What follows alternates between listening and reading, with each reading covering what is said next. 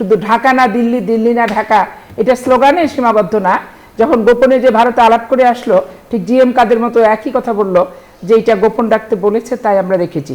ঠিক প্রভু তার শিষ্যকে যেভাবে গোপন রাখতে বলেছে, শিষ্য সেভাবে রেখেছে। আপনারা পারেন না, লুঙ্গি তোরা ঢুকতে হবে না, আপনারা পারেন নাই তো? কেন পারবো না? আমরা রাজনীতি করি। শেখ হাসিনাকে পতন ঘটানোর পিছনে জামাত শিবিরের ভূমিকা থাকে, জামাত নিষিদ্ধ করা হয়েছে।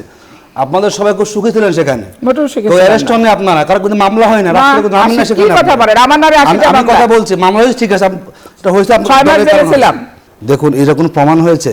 উনি বলে দিলেন জামাত সম্পৃক্ত, অবশ্যই। ওনাকে কে বলেছে এটা বলুন তো? প্রমাণ দিয়েছে? মানে উনি বলেছেন তাই হয়ে গেল সেখানে? এই যে একটা দায় দেওয়া আওয়ামী লীগ স্টাইলে, এটা অভ্যাস হয়ে গেছে।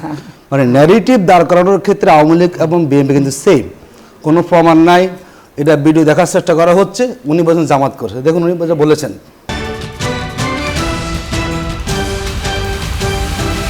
বিশ্বাস আর জোট, এই দুয়ে মিলে নির্বাচন আর ভোট যদি থাকে শঙ্কা সংশয়, তবেই তো প্রতিপক্ষের জয়। আর রাজনীতির মাঠে এই কথাটা যেন একেবারে অক্ষরে অক্ষরে মিলে যায়। এই কারণেই আজ মধুমতি ব্যাংক পিএলসি নতুন বাংলাদেশ আমরা আজকে সাজিয়েছি আমাদের জোটের অবিশ্বাস ও বিভক্তির জোট নিয়ে। সবাইকে স্বাগত, দেখছি নিউজ 24, আপনাদের সঙ্গে আছে আমি রিশাদ হাসান, এবং আজকে আমাদের সঙ্গে স্টুডিওতে যারা অতিথি হিসেবে উপস্থিত আছেন, আমি একটু আমার হাতের ডান পাশ থেকে পরিচয় করে দিতে চাই।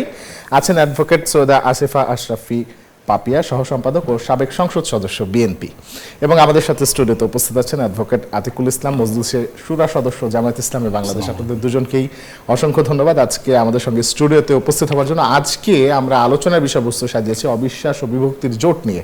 আমরা একটু শুরুতেই যেতে চাই আতিকুল ইসলাম, আপনার কাছে একটু বলবেন যে জামায়াত ইসলামের 12 দলীয় জোটের যে আসন সমঝোতা নিয়ে যে শেষ মুহূর্তের যে টানাপোড়েন, সেটার কারণেই কি আসলে সংবাদ সম্মেলন স্থগিত হলো কিনা, নাকি শুধুমাত্র আমরা দেখতে পেয়েছি যে চরমনাই পীরের বিশেষ অনুরোধের কারণে আজকে সংবাদ সম্মেলন স্থগিত করতে হয়েছে? জি, ধন্যবাদ আপনাকে, ধন্যবাদ আমাদের সহ আলোচক এবং দেশবাসী যারা শুনছেন, সবাইকে আমরা শুভেচ্ছা এবং সালাম জানাচ্ছি। দেখুন, জোট যেখানে হয় কিছুটা টানাপোড়েন হয়, এটা বিগত সময় আমরা দেখেছি বিভিন্ন জোটের ক্ষেত্রে, মহাজোটের ক্ষেত্রে। বিশেষ করে আমাদের যে 11 দলীয় যে জোট, এটা আমাদের একটা আসন সমঝোতার ভিত্তিতে এটা হয়েছে। আমরা নির্বাচন যেখানেই করব, একটা ব্যালট, একটা বক্স হবে যেখানে সব দলের সমর্থকরা, জনগণ সেখানে ভোট দেবেন, এবং তারই ভিত্তিতে জামায়াত ইসলামী প্রায় 26টার মতো আসনে আমরা কোনো নমিনি সেখানে দিইনি, এটি অন্য জোটের প্রার্থীরা সেখানে আছেন।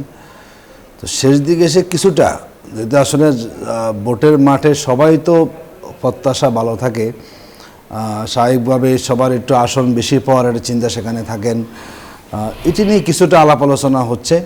তো আমরা এখনও আশাবাদী যেই উদ্দেশ্যকে সামনে রেখে আমাদের এই 11 দলীয় জোটটা হয়েছে, আশা করি আমরা আসন সমঝোতা কিংবা এই দিকগুলোতে আমরা নিজেরা বোঝাপড়া করে একটা সমাধান আসবে বলে আমাদের কাছে মনে হচ্ছে। এটা কিছুটা আজকে কথা ছিল সংবাদ সম্মেলন করার, হয়তো 2-1 দিনের মধ্যে আবার এই জিনিসটা সংবাদ সম্মেলন করেই আমাদের সবগুলো আসনেই চূড়ান্ত প্রার্থী সেখানে ঘোষণা করা হবে, আমরা আশাবাদী। ধন্যবাদ। অ্যাডভোকেট পাপি, একটু আপনার কাছে আসতে চাই, একটু বলবেন যে বিএনপি তো আমরা দেখেছি 60-এর অধিক আসনে বিদ্রোহী প্রার্থী রয়েছে, এবং এই বিদ্রোহী প্রার্থীদের ভিতরে অনেক কয়জনকেই আসলে বহিষ্কার করা হয়েছে, কিন্তু তারপরে তারা নির্বাচনের মাঠ থেকে সরে দাঁড়াচ্ছেন না। এটি কি আসলে বিএনপি জোটের যারা শরিক তাদের জন্য আসলে জটিলতার জায়গা তৈরি হলো কিনা, বা তাদের জন্য দুশ্চিন্তার কিনা? জোটের যারা শরিক দুশ্চিন্তার, এখানে ব্যাপারটা হচ্ছে কি, বাংলাদেশে তো এটা ট্র্যাডিশন, জোটভুক্ত নির্বাচনের সময় জোট, আন্দোলনের সময় জোট হোক আর না হোক, যার যার প্ল্যাটফর্মে থেকে সে একই বিষয় হয়তো প্রতিবাদ করে, কিন্তু নির্বাচনটা জোটভুক্তি হয়। তো এখন এবার যেটা সমস্যা, যে আগে জোট যেটা হয়েছিল সেটা ধরেন বড় দলের প্রতীক নিয়ে জোট করছে, কিন্তু এখন নির্বাচন কমিশন আরপিওর যে সংশোধনটা করছে, এটাতে রাজনৈতিক দলগুলো যারা জোটভুক্ত নির্বাচন করে তাদের মাথায় আকাশ ভেঙে পড়ছে। আর এখানে সবচেয়ে বড় কথা যে ওনাদের যে জোট হাত পাখা, তারা আলাদাভাবে ভোট করছে এর আগে হাত পাখা দিই, তো হাত পাখা হিসেবে তাদের ওই প্রতীকটা মানুষের পরিচিত। তারপরে শাপলা করি, নতুন এই প্রজন্মের এই সরকারের গর্ভজাত যে বাচ্চাটা এনসিপি, এটা এদের গর্ভজাত একটি বাচ্চা, সেটা এনসিপি, এবং এই বাচ্চাটার একটাই প্রতীক শাপলা করি, এবং এই শাপলা কুড়ি নিয়েও দীর্ঘদিন হওয়াতে মানুষের কাছে একটা পরিচয় ঘটেছে। এখন আমাদের যে জোটগুলো ব্যক্তির সাথে পরিচিত সারা বাংলাদেশের মানুষ, আমাদের যে জোটের নেতারা আছে, কিন্তু তাদের প্রতীকটার সাথে আসলে বাংলাদেশের মানুষ সেভাবে পরিচিত না। তো স্বাভাবিক কারণে একটু জটিলতা তো সৃষ্টি হবেই। আর সারা জীবন ধানের শীষের 15 বছর ভোট দিতে পারেনি, এখন ভোট দেওয়ার যে আকুতিটা, সেই আকুতিটা এখন একটা জায়গায় তো আনতে হবে। তো মোটিভেশন করে কিছু মানুষ তো 50% মোটিভেটেড হয়েই থাকে জোট যাকে দিবে তাকে, আর কিছু সেটা মোটিভেটেড করে আনতে হবে। আর এখানে সুযোগ সন্ধানী হিসেবে যারা আমাদের বিরোধী আছেন তারা তো সুযোগটা নেওয়ার চেষ্টাটা করবেই, এটা তো বাস্তবতায়, দোষ দিয়ে লাভ নেই। তো সেটাই। আর বহিষ্কারের যে ব্যাপারগুলা, যাদেরকে মানানো যায়নি দাঁড়াবেই ভোট, তাদেরকে বহিষ্কার করা হয়েছে, আর যাদেরকে মানানো যাচ্ছে তারা মেনে নিচ্ছে, এই তো ব্যাপার। তো যারা বহিষ্কার হয়ে গেছে তারা মানবে না জন্য বহিষ্কার হয়েছে, এবং তাদের তো এখন আর ফেরত আসার তো কোনো সুযোগ নাই, পরবর্তী হিসাবে। জি, ধন্যবাদ। একটু অ্যাডভোকেট আতিক, আপনার কাছে আরেকবার একটু আসবো, একটু বলবেন যে আপনারা তো বেশ কিছুদিন আগে পিআর পদ্ধতিতে নির্বাচনের দাবিতে আপনারা এই জোট অনেক বড় আন্দোলন করেছে এবং সারা দেশব্যাপী তাদের নানাবিধ একত্রে কর্মসূচি চলেছে, পৃথক কর্মসূচি চলেছে, কিন্তু তারপরেও আসলে জোটগত এই জায়গায় আসলে শুধুমাত্র এই নির্বাচনে আসন ভিত্তিক প্রতিদ্বন্দ্বিতা বা প্রার্থী হতে না পারাই কি আসলে এই কারণ কিনা? দেখুন, পিআর নিয়ে আমরা আন্দোলন করেছি এবং দেশের রাজনৈতিক বাস্তবতাকে সামনে রেখে আগামীর রাজনৈতিক সংস্কৃতিকে সুন্দর করার জন্য এবং মোটা দাগে আমরা ফ্যাসিবাদের উত্থান ঠেকানোর জন্য মূলত পিআর নিয়ে আমরা কথা বলেছি। যেহেতু শেষ পর্যন্ত সরকারের কাছে পিআরটা ওনারা দাবি মেনে নেননি, বাস্তবতাকে সামনে রেখেই সেটা ইলেকশন হোক সেই চিন্তাকে সামনে রেখে আমরা মূলত বিদ্যমান অবস্থায় আমরা নির্বাচনের জন্য প্রস্তুতি গ্রহণ করেছি। এখন যেহেতু পিআর পদ্ধতির প্রয়োজন আছে আমাদের আপার হাউজে, যতটুকু যদি সেটা বাস্তবায়ন হয় তখনই মূলত দলগুলোর ভোটের রেশির ভিত্তিতেই আপার হাউজে সেখানে আসন বন্টন হবে। তো এই নির্বাচনেও কিন্তু তার গুরুত্ব কিন্তু আছে, কারণ যে সমস্ত দল এখানে তারা সিট বেশি পাবেন, ভোট বেশি পাবেন এবং কাস্টিং ভোটের উপরেই কিন্তু তাদের সেখানে আপার হাউজে সংখ্যা নির্ধারণ করা থাকে। এই জন্য আসলে প্রত্যেকটা দল, বিশেষ করে ধরুন এনসিপি তাদের নতুন তাদের দল, তারাও একটা বড় ভোট ব্যাংক তাদের কাছে নিয়ে আসার জন্য। ইসলামী আন্দোলন তাদের এখনও কোনো প্রার্থী হয় না, মানে তারা এত পুরনো দল হওয়ার পর তাদের কোনো সংসদ প্রার্থী নেই, কেউ বিজয়ী হতে পারেন এখন পর্যন্ত। তো তারাও এবার আকাঙ্ক্ষা পোষণ যে একটা সুযোগ পেয়েছেন, মানুষের জনসমর্থন আছে, কি করে একটু বেশি পরিমাণ প্রার্থী নিয়ে বেশি জায়গায় বিজয়ী করা যায়, সেই জায়গা থেকে আসলে প্রত্যেকটা দলই তার জায়গা থেকে সিদ্ধান্ত নিচ্ছেন, দর কষাকষি হচ্ছে। যেহেতু ভোটের একটা হিসাব আসলে আপার হাউসে বিবেচনাধীন, তার জন্য সবাই চাচ্ছেন বেশি আসন হলে ভোট বেশি পাওয়া যাবে, সেই জায়গাটা নিঃসন্দেহে একটা গুরুত্ব এখানে বহন করে। আমরা আশাবাদী যারাই গভর্নমেন্টে আসুক, যদি জুলাই সনদ আমাদের জয়যুক্ত হয়, তার ভিত্তিতে আমাদের যে সময়টা বেঁধে দেওয়া সেই সময় বাংলাদেশের আরেকটা দ্বিকক্ষ বিশিষ্ট যেটা বলি আপার হাউস সেখানে হবে। এই নির্বাচনে অনেক দশব্যর্থ দলেই তারাও বিবেচনা নিয়েছেন যাতে আপার হাউস তাদের কী থাকে সেখানে প্রতিনিধি সেখানে থাকার সুযোগ পায়। সেই জায়গা থেকে মূলত সবগুলো দলই একটু বেশি আসন নেওয়া, যাতে বেশি ভোট পাওয়া যায়, তারা সেই লক্ষ্যে সেখানে কাজ করছেন। জি, ধন্যবাদ। অ্যাডভোকেট পাপিয়া, আপনার কাছে আরেকবার একটু আসবো। একটি প্রশ্ন একেবারে না করেই পারছি না, যেহেতু আমরা জোট এবং বিদ্রোহী প্রার্থীদের নিয়ে কথা বলছি এবং বিষয়টি যেহেতু নির্বাচন, আমরা পোস্টাল ব্যালটের একটা ভিডিও ছড়িয়ে পড়তে দেখেছি এবং সেটি আসলে এআই দিয়ে তৈরি নয়, এরকমটি এখন পর্যন্ত জানা গিয়েছে। কারা এই কাজ করেছে বলে মনে করেন? এবং এটি তো জামাত ইসলামরা করছে, এবং জামাত ইসলামের যে ইয়েতে বিদেশিদের প্রবাসীদের ভোট সবাই চায়, কিন্তু ব্যালটের নিরাপত্তাটা দেবে কে, পোস্টাল ব্যালটের নিরাপত্তাটা দেবে কে, এইটার কারণেই এই যাবৎকাল এটা কার্যকর হয়ে ওঠেনি। কিন্তু জামাত ইসলাম প্রথম যে মিটিং করলো সৌরার দুর্দানে, ওনাদের 1 থেকে 7-এর ভিতর 7 নম্বর আইটেম এটা তাদের দাবির ভিতরে ছিল।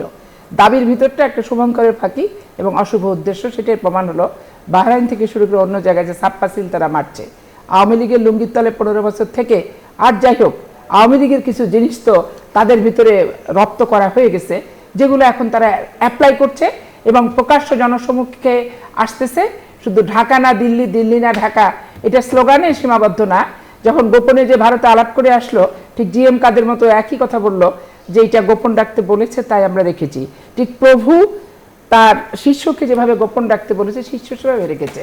তো জিএম কাদের সাথে জামাত ইসলামের আমির ডক্টর শফিকুর রহমান সাহেবের বক্তব্য এবং বডি ল্যাঙ্গুয়েজের কোনো পার্থক্য কিন্তু বাংলাদেশের মানুষ দেখতে পায়নি। তাহলে এত এই যে প্রবাসীদের ভোটের নিরাপত্তা যদি না থাকে, পোস্টাল ব্যালটের নিরাপত্তা যদি না থাকে, পোস্ট অফিসের নিরাপত্তা যদি না থাকে, তাহলে একটু কম ভোট তো না। তাহলে এক একটা নির্বাচনী এলাকা সর্বোচ্চ যদি 10,000 ভোট থাকে, তো হার জিত তো 2,000 ভোটে হয়।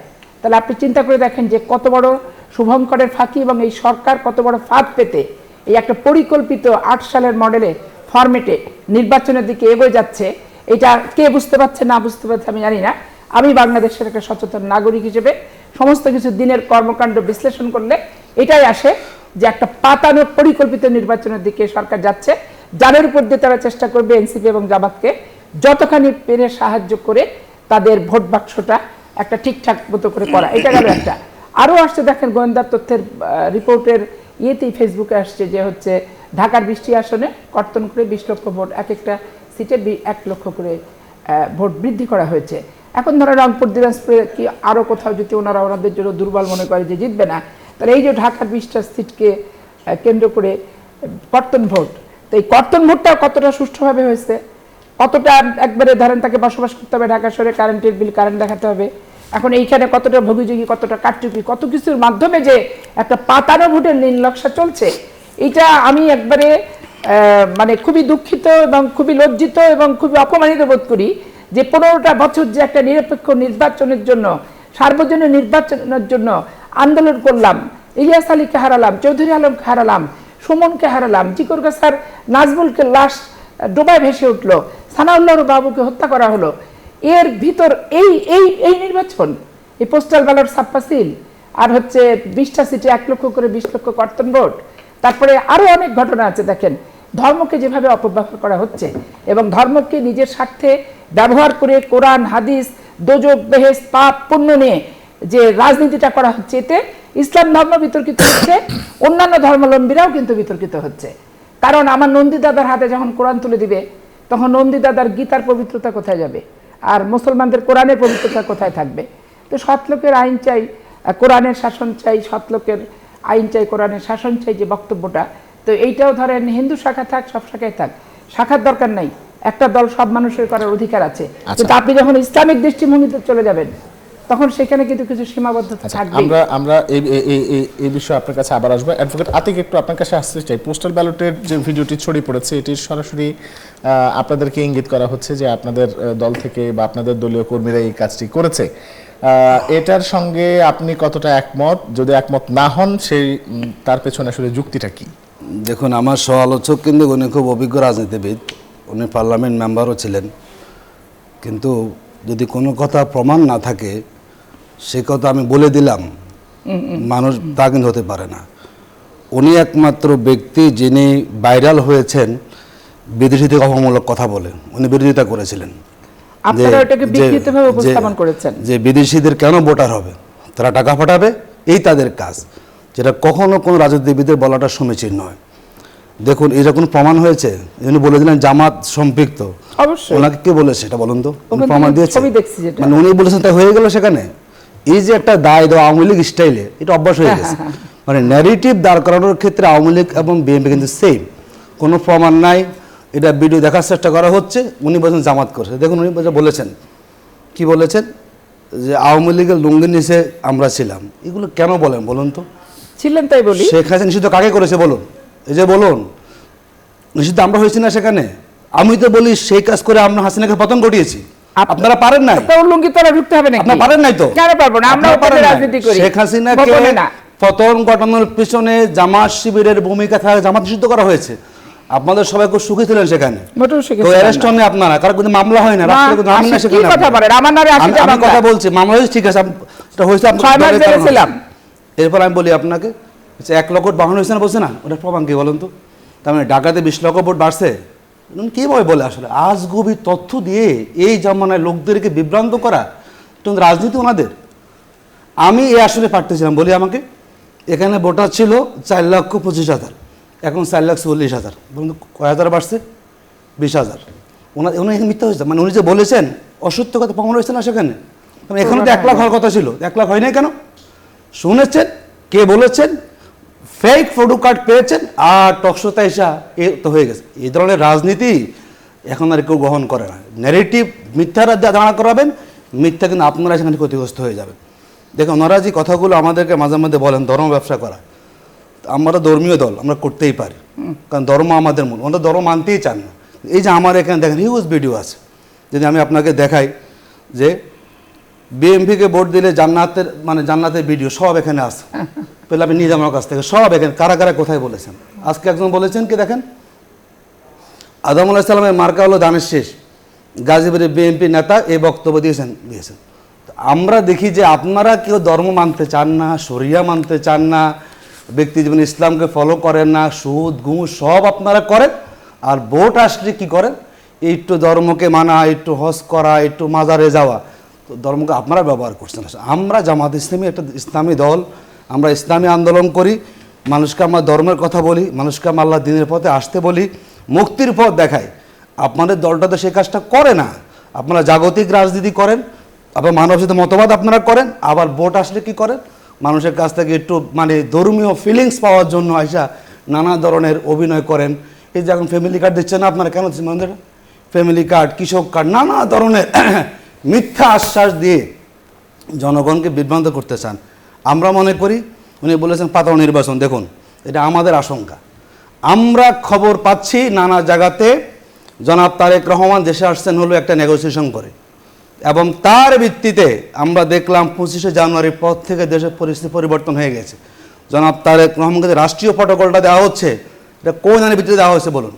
আমরা তো শুনতে পাচ্ছি 2008 সালের মতো 18 সালের মতো যারা আমলারা আছেন, যারা বিএনপি দলীয় আনুগত্য, তারাই সেটা বসে একটা প্ল্যান ইলেকশন করে বিএনপিকে তারা ক্ষমতা আনতে চাচ্ছে। তো ওনাদের বিরুদ্ধে আমাদের অভিযোগ, এবং সবাই এটা বলে যে লেভেল প্লেইং ফিল্ড নাই, আমরা দলদাস হয়ে গেছেন, দলীয়ানুগত্য আমাদেরকে বলা, এই বিষয়টি নিয়ে আসলে একটা প্লেইং গেম খেলার চেষ্টা আমি আপনাদের দুজনের এই বিষয়টি নিয়ে ফিরবো, কিন্তু তার আগে আমরা ছোট একটা বিরতিতে যাব। বিরতির পর যখন ফিরবো তখন থাকছে বাকি আলোচনা, আমাদের সঙ্গে থাকুন। বিরতির পর স্বাগত, দেখছি নিউজ 24 চলছে মধুমতি ব্যাংক পিএলসি নতুন বাংলাদেশ। আমাদের অতিথিরা রয়েছেন আমাদের সঙ্গে, এবং একটু আগে আমরা যখন আলাপ করছিলাম তখন আমরা দুজনের কাছ থেকে আমরা জানতে পেয়েছি পাতানো নির্বাচন, নীল নকশা নির্বাচন, এরকম দুজনেই একই কথা বলেছেন। পাপি, একটু আপনাকে দিয়ে শুরু করি যে আসলে সরকার বিশেষ সুবিধাটা আসলে কাকে দিচ্ছে নির্বাচনকে কেন্দ্র করে? এখানে ব্যাপারটা হচ্ছে কি, জামাত ইসলাম বাহ্যিক গেটআপে এমন ভাব দেখাচ্ছে যে সরকারের সাথে অনেক দূরত্ব আছে, এটা দিতে হবে, ওটা দিতে হবে। বিএনপির বিরুদ্ধে এক নাগারে অনেক অভিযোগ যে এখানে কোনো নিরপেক্ষ নির্বাচন হওয়ার কোনো পরিবেশ নাই। এটা জাস্ট একটা আইওয়াস বলতে হয় বলা, কিন্তু বেসিক্যালি 1.5 বছর যাবৎ যা সুযোগ সুবিধা প্রশাসনিকভাবে নেওয়ার সেটা জামাত ইসলাম এবং হচ্ছে আপনার এনসিপি নিয়েছে। এটা প্রকাশ্যভাবে আমি বলতে চাই, কারণ আমি কোনো চোরাগুপ্তভাবে রাজনীতিও করি না, ওপেনে করি, যেটা বলি আমি ওপেনেই বলি। এটা আমার মনের ভিতরে রেখে ভাবে সাবে ডালপালা দিয়ে আমি বুঝাই না, আমি সরাসরি বলতে চাই। এখন ভাই যেটা বললেন যে হচ্ছে প্রবাসীদের ব্যাপারে, যে ওনারা তো বেশি ইয়ে করে, ওই যে যত বটবাহিনী বলেন আর নেগেটিভ সমালোচনা, মেয়েদের বিশেষ করে আমাদের মতো যারা টক শো আমরা একটু ভোকাল, অশালীন অসভ্য ভাষায় গালিগালাজ দেয়। যে কোনো একটা টক শো আপনি বলেন, প্রবাসীদের ভোটার নিয়ে বলতে গেলে আমাকে 50 ডিএলআরসের 55 পেজ নিয়ে এসে আলোচনা করতে হবে, সেই সময় তো আপনার এখন নাই। তো আমি শর্টকাট করে একটা জিনিস বলতে যে, তো সেটা একবার ওই তাদের জন্য যেটুকু প্রয়োজন ওইটুকু ধরে ছাপিয়ে দিল, তাতে তো আর হয় না। আমার কথা হচ্ছে বাংলাদেশের ভোটারের ভোট প্রদানের এবং ব্যালট পেপারের নিশ্চয়তা এই সরকার দিতে বদ্ধপরিকর, এবং প্রবাসীদের ব্যালট পেপার এবং তাদের পোস্টাল ভোটারের নিরাপত্তা দেওয়ার জন্য এই সরকার বদ্ধপরিকর। এই দুটো জিনিস যদি সরকার করতে না পারে, তাহলে তাদের স্টেট বিদায় নিয়ে চলে যাওয়া উচিত। পরবর্তীতে কি হবে, রাজনৈতিক দল মিলে বসে আলোচনা করবে। 15 বছর একটা নিরপেক্ষ নির্বাচন বাংলাদেশের মানুষ চাইছে, এর জন্য যত রকম গুণখুম থেকে শুরু করে বহু নির্যাতনের আমরা শিকার পেয়েছি। ওনারা আরমানকে ফেরত পাইছে, ওনারা গোলাম আজমের ছেলেকে ফেরত পাইছে, আমরা কিন্তু আমাদেরগুলোকে ফেরত করে পাই নাই, যার কারণে আমাদের মৃত্যুর দিনও কিন্তু আমরা এখনো জানি না। অতএব আমরা প্রকাশ্যে রাজনীতি করে সাফার করি না। এটা উনি যে বললেন, এটা বোকার স্বর্গে বাস করার মতো বললেন। আমি পাপি, আমার 80টা মামলা, আমাকে রিমান্ড নিয়েছে দিনের পর দিন, আমি 6 মাস জেলে থাকছি। আমি বিচারপতি শামসুদ্দিন মানিককে, যে সাইফুল হাদিস সাহেবের সংবিধান নিয়ে ইঞ্জিনিয়ারিং ইনস্টিটিউটে যে কথা বলছিল, সেটা নিয়ে যে যখন দেশপ্রেমিক নয় বেগম খালেদা যে কথা বলছে, শামসুদ্দিন মানিক বিচারপতির সাথে আমার হিসিং হয়েছে, এবং সেই কারণে আমি 15 দিন জেলে থাকছি। তো সুবিধাবাদী নিজের জন্য সবাইকে সুবিধাবাদী দৃষ্টিতে দেখলে কিন্তু হবে না। আজকে উনি টকশো করতেছে, আমি 15 বছর ওনাকে দেখিনি, আমি শিশির বনে কেউ দেখিনি, আমি শাহরিয়ার কবির কেউ দেখি নাই, আমি পাপিয়া সেদিন আপনার পক্ষে টকশো করছি। যে যুদ্ধাপরাধীর বিচার বিএনপি চায়, কিন্তু জনতার পদ্ধতিতে একটা মানুষকে আমি ফাঁসিতে ঝুলাই দেব, এইটার ব্যাপারে আপত্তি, তথ্য উপাত্ত, আইন এবং সমস্ত কিছু দিয়ে উপস্থাপন করেছে। আপনাদের দিগন্ত টিভি বলেন এবং বাংলাদেশের যত কিছু সব জায়গায় বলেন। নয় দিগন্তের 80 বছরের সম্পাদককে যখন জেলে নিয়ে যায়, মাহমুদুর রহমান সাহেবকে যখন জেলে নিয়ে যায়, তার প্রতিবাদ আমার দল এবং আমি একদিন না, মাসের পর মাস, বছরের পর বছর আমি করছি। কিন্তু আমি যখন ডেইলি স্টার আর মাহফুজ আলম 106টা মামলা যখন গোটা বাংলাদেশ তাদের তাড়িয়ে নিয়ে বেরিয়েছে আওয়ামী লীগ, এবং আওয়ামী লীগের প্রেস ক্লাবের সামনে পোস্টার করছে এরা জঙ্গিবাদ, এরা জেএমবি, এরা বাংলাদেশের শত্রু, এরা গণতন্ত্রের শত্রু, এরা শেখ হাসিনার শত্রু বলে যখন হাসিনা বক্তৃতা দিছে, এই বক্তৃতাগুলো আমার কানে কিন্তু এখনো বাজে। আমি নয়া দিগন্তে যে নীতি নৈতিকতা নিয়ে সম্পাদককে গ্রেপ্তারের বিরুদ্ধে গেছি, মাহমুদুর রহমানকে গ্রেপ্তারের প্রতিবাদ যেভাবে করছি, আর ডেইলি স্টারের ফিজিক্যালি উপস্থিত হইনি ওই উগ্র ছেলেগুলোর কাছে অ্যাসাল্ট হওয়ার ভয়ে। কিন্তু আমি যতদিন বেঁচে থাকবো, সংবাদপত্র আমার বিরুদ্ধে মিথ্যা তথ্য উপস্থাপন করলে আমি প্রতিবাদের জায়গা আছে, ভাষা আছে, আমি মানহানির মামলা করব। কিন্তু আমি ইট কাঠ পাথর আগুন দিয়ে ওই ল্যাপটপ আর মোবাইল চুরি করে, ডাকাতি করে, লুটপাট করে কখনো এটা প্রতিবাদের ভাষা আজকাল নতুন বন্দোবস্তের এটা আসতে পারে না। এই পুরাতন বন্দোবস্তের ভাষা নতুন বন্দোবস্ত আসতে পারে না। পুরাতন বন্দোবস্ত যদি মাহমুদুর রহমানকে ধরে অপরাধ করে থাকে, নয়া দিগন্তের সম্পাদককে ধরে অপরাধ করে থাকে, আবদাল ভাইকে ধরে অপরাধ করে থাকে, তাহলে নতুন বন্দোবস্ত এই সমস্ত কাজ করে তারা কিন্তু একই অপরাধী। এই জন্য হয় কি, মুখের স্লোগান এক জিনিস, বাস্তবায়ন হচ্ছে আর এক জিনিস। স্লোগান দেওয়ার আগে চিন্তা করতে হবে বাস্তবায়ন করার ক্ষেত্রে প্রতিবন্ধকতা কতটুকু আছে। বিএনপি সবার অত্যাচার সহ্য করছে, সবার কথা হজম করছে। দেখেন, বেগম জিয়া মারা গেছেন, কেউ যদি শোক বইয়ের স্বাক্ষর করে নিজেকে কালের সাক্ষী করতে চায়, শোক সন্তুষ্ট পরিবারকে সমবেদনা করতে জামাতের ইসলামের আমির সাহেবও গেছেন, ওনাদের ডাকসু ছাত্র প্রতিনিধিরাও গেছেন, সেটা নিয়ে কোনো কথা নেই। প্রশাসন নিয়ে কথা, প্রশাসনটা শোক দিবে না, জানাবে না দরকার হয়। এটা নিয়ে যদি প্রশাসনের নিরপেক্ষতা, এই সামাজিক কাটিসি দেখাতে যে যদি তাদের নিরপেক্ষতা নিয়ে প্রশ্ন ওঠে, তাহলে যাওয়া মোটে গেলে উচিত না। রাষ্ট্রীয় শোক যেখানে রাষ্ট্র ঘোষণা দিছে, তো সেইটাতে তারা যদি যায় অপরাধ মনে করে, তাহলে আমার মনে হয় প্রশাসনের কর্মকর্তারা নিজেদের বিতর্কে জড়ানো উচিত না প্রথমত। আর উনি যেটা বলেন না জেনে কথা, না জেনে আমি পাপিয়া কথা বলি না। আপনি দেখেন, সবাইকে এক লাইনে বিচার করলে হবে না, লেখাপড়ার সময় একটু দিই এগুলাতে। দেখেন, এই যে জামাত ইসলাম ইসলামিক দল না, এরা ইসলামের অপব্যাখ্যা করে নিজের স্বার্থ হাসিলের জন্য। বিএনপিও ইসলামিক দল না। বিএনপি যখন রাষ্ট্রীয় ক্ষমতা থাকে, আলেম ওলেমা মোশায়েখ সবাই সবার ধর্ম চর্চা এবং নিজেদের স্বাধীন জীবনযাপন করে। রাষ্ট্রদ্রোহের মামলা কাউকে পড়তে হয় না, কাউকে জেলের ঘানি টানতে হয় না। জিয়াউর রহমান বিসমিল্লাহির রহমানির রহিম সংযোজন করেছেন সংবিধানে। সর্বশক্তিমান আল্লাহ তাআলার প্রতি আস্থা এবং বিশ্বাস উনি লিখেছেন সংবিধানে।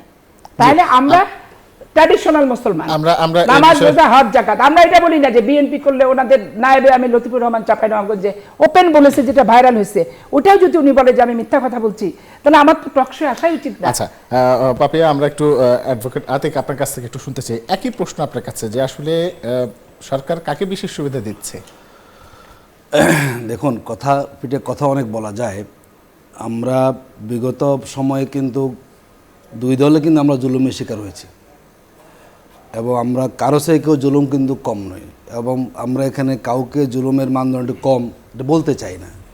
কিন্তু আওয়ামী লীগ আমলে দলে নিবন্ধন বাতিল হয়েছিল আমাদের, সব অফিস বন্ধ ছিল আমাদের, দলীয় প্রতীক নিষিদ্ধ করা হয়েছিল আমাদের, এবং দল নিষিদ্ধ হয়েছে আমাদের নেতাদের ফাঁসি হয়েছে, আমাদের 500 মতো নেতাকর্মীরা আমাদের রাজপথে শহীদ হয়েছেন, অসংখ্য গুম হয়েছেন। এগুলো যদি আপনি স্বীকার না করেন, তাহলে এটা কিন্তু একটা রাজনৈতিক দৈন্যতা আমি সেখানে বলবো। দেখুন, এই পরিবর্তনের কারণ যেন তারা দেশে আসতে পারছেন, কেন বলেন না? এই সরকার আমি অনেক কথা বলবেন, আপনি ছাত্রদেরকে ব্যাপারে বলছেন তারা এই সরকার গর্ভজাত বাচ্চা, এই বাচ্চাগুলো তো আপনাদের নতুন জীবন দিয়েছে। এই যে আজকে ক্ষমতা আসার স্বপ্ন দেখছেন, কীভাবে দেখছেন?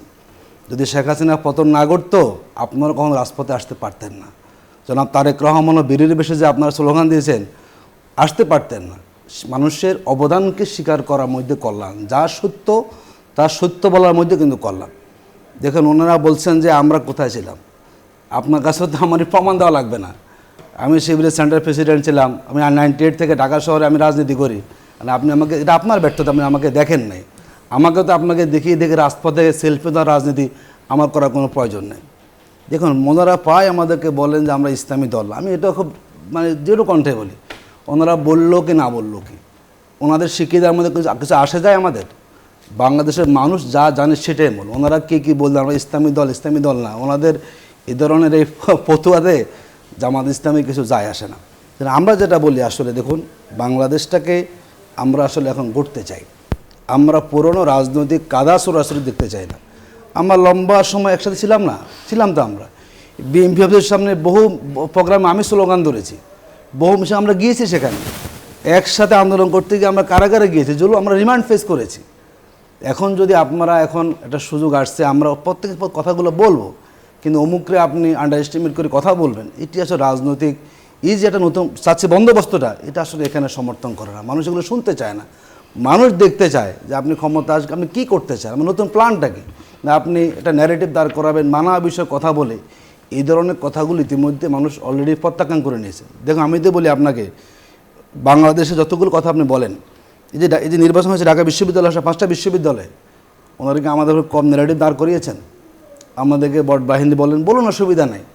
এদেশের ছাত্র সমাজ প্রমাণ করেছে একাধারে 5টা বিশ্ববিদ্যালয়ে যে এদেশের ছাত্র রাজনীতির জন্য ছাত্র শিবির হচ্ছে একটা মানে উত্তম একটা সংগঠন। ওনারা 3বার ক্ষমতা ছিলেন, দেখলাম যে ওনারা কাছাকাছি সেখানে আসতে পারেন না। বাস্তবতাকে মেনে নেওয়ার মধ্যে কল্যাণ, মানুষের মনোজগৎ পরিবর্তন হয়েছে, গতানুগতিক রাজনীতি করে গতানুগতিক বক্তব্য দিয়ে এটি আসলে বলা যায় মিডিয়ার সামনে, আলটিমেটলি মানুষের কাছে এটি খুব বেশি গ্রহণযোগ্য হয় না। অনেক ধন্যবাদ, পজিটিভ দিক চাই। অনেক ধন্যবাদ। আমরা এই মুহূর্তে একটা ছোট্ট বিরতিতে যাব, বিরতির পর যখন ফিরবো তখন থাকছে বাকি আলোচনা, আমাদের সঙ্গে থাকুন। বিরতির পর স্বাগত, সরাসরি চলে যাচ্ছে আমাদের অতিথিদের কাছে। প্রথমে আতিকুল ইসলাম, একটু আপনার কাছে যাব, একদম আমাকে একটু ছোট করে বলবেন যে আপনাদের যে এক বাক্স নীতি, সেই নীতি কি শেষ পর্যন্ত টিকবে? একদম আমরা আশা করছি টিকবে, টিকার জন্য সব দলে আন্তরিক আছেন, আশা করি আলাপ আলোচনা চলছে, এবং দিন শেষে সবাই যে উদ্দেশ্য নিয়ে আমরা এই নীতিতে এসেছি সেটাকে সফল করার জন্য সব দল যার জায়গা থেকে স্যাক্রিফাইস করবেন এবং দিয়ে তারা এই নীতিকে একমত হয়ে জনগণের আস্থা তারা তৈরি করবেন, সেখানে আমি বিশ্বাস করি সেটা। এবং আমরা আশা করি আমাদের এই এখন পর্যন্ত যতগুলো আমাদের সার্ভে হয়েছে, 11 দল যে অবস্থানে আছে এখন পর্যন্ত বাংলাদেশের রাষ্ট্র ক্ষমতা জনগণের আসার মতো অবস্থা 11 দলের আছে। সুতরাং সেটাকে বিবেচনা করে যাতে জনগণের ম্যান্ডেটটা আমাদের পক্ষে আসে, 11 দলের নেতৃবৃন্দ তাদের জায়গা থেকে সর্বোচ্চ কনসিডার করে তারা এটাকে বাস্তবায়ন করার জন্য উদ্যোগ গ্রহণ করবে। অনেক ধন্যবাদ। অ্যাডভোকেট পাপ্পু, একটু বলবেন যে আপনার কাছে প্রশ্ন, যে আসলে এই বিদ্রোহী প্রার্থীদের নিয়ন্ত্রণ করতে না পারলে এর প্রভাব আসলে ভোটে পড়বে কি? আচ্ছা, তার আগে আমি একটু বলে নিই যে আমি তথ্যের বাইরে কথা বলি না।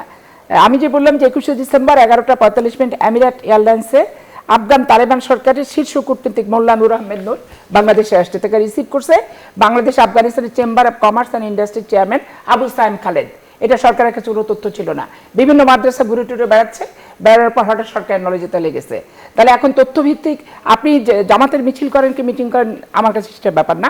আমি আপনাকে বলেছি যে আমি টক শোয়ে দেখিনি আপনাদেরকে জামাতকে ফাঁসিতে ঝুলাচ্ছে, সেখানে যে আসার একটা ব্যাপার থাকে, কি প্রতিবাদ করার ব্যাপারটা সেটা নেই। কিন্তু আপনারা যখন আমাকে বলেন যে আপনারা বালুর ট্রাক সরাতে পারেননি, কিন্তু পাশাপাশি আমার এখানে বলতে হয় যে 16 বছর আপনি তো মগবাজারের অফিসের তালাই খুলতে পারেননি, তো তাহলে আমাকে ওইটা বলে তো লাভ হচ্ছে না।